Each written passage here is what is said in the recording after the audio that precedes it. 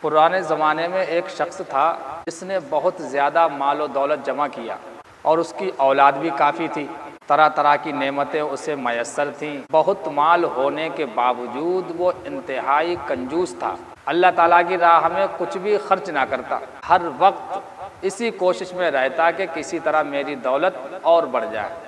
جب وہ بہت زیادہ مال جمع کر چکا تو اپنے آپ سے کہنے لگا، اب تو میں خوب عیش و عشرت کی زندگی گزاروں گا۔ وہ اپنے اہل و عیال کے ساتھ خوب عیش و عشرت سے زندگی گزارنے لگا۔ بہت سے غلام ہر وقت ہاتھ باندھے اس کے حکم کے منتظر رہتے۔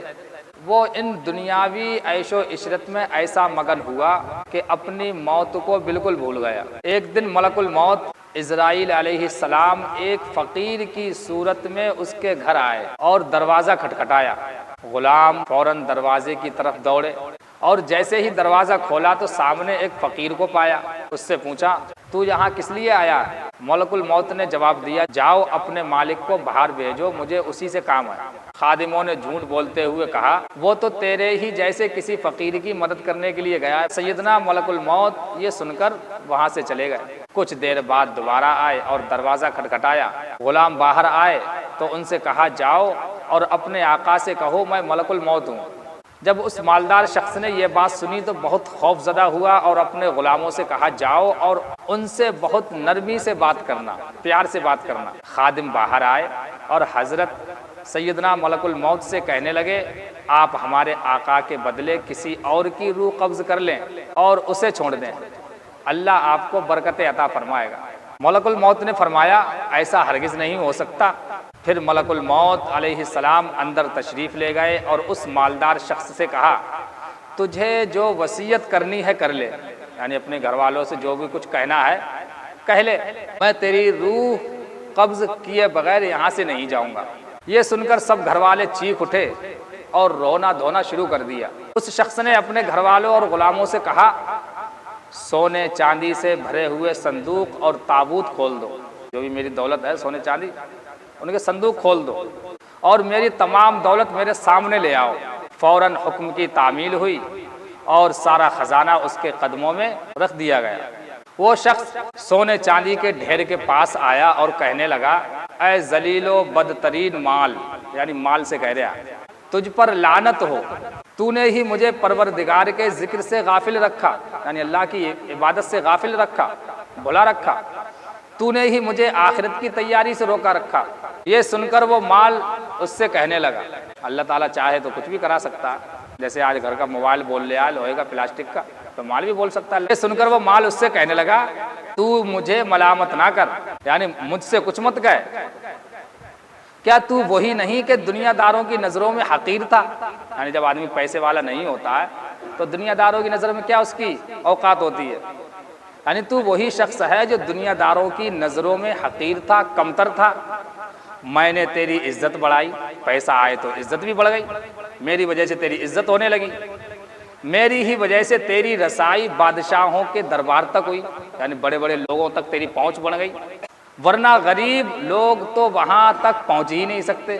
جو بڑے بڑے لوگ ہوتے ہیں، غریب لوگ کیسے پہنچ سکتے ہیں؟ میری ہی وجہ سے سب کام ہوئے، اور میری ہی وجہ سے مال کہہ رہا ہے، یہ مال و دولت کہہ رہا ہے، اور میری ہی وجہ سے تیرا نکاح شہزادیوں اور امیر زادیوں سے ہوا، اچھی اچھی عورتوں سے تیرا نکاح ہوا، ورنہ غریب لوگ ان سے کہاں شادی کر سکتے ہیں۔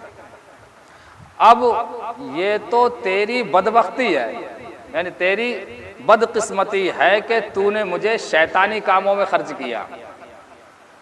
مال نے کہا، اگر تو مجھے اللہ کے کاموں میں خرچ کرتا تو یہ ذلت و رسوائی تیرا مقدر نہ ہوتی۔ کیا میں نے تجھ سے کہا تھا کہ تو مجھے نیک کاموں میں خرچ نہ کر؟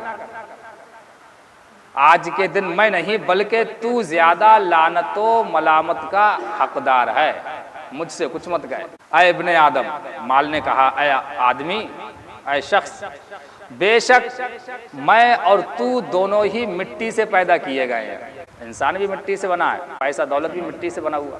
بہت سے لوگ ایسے ہیں جو نیکی کی راہ پر چلتے ہیں اور بہت سے گناہوں میں ڈوبے رہتے ہیں، گویا مال ہر شخص سے اسی طرح کہتا ہے، لہٰذا مال کی برائیوں سے بچ کر رہو اور اسے نیک کاموں میں خرچ کرو۔ اجل نے نہ کسرا ہی چھوڑا نہ دارا. اجل کہتے ہیں موت کے لیے.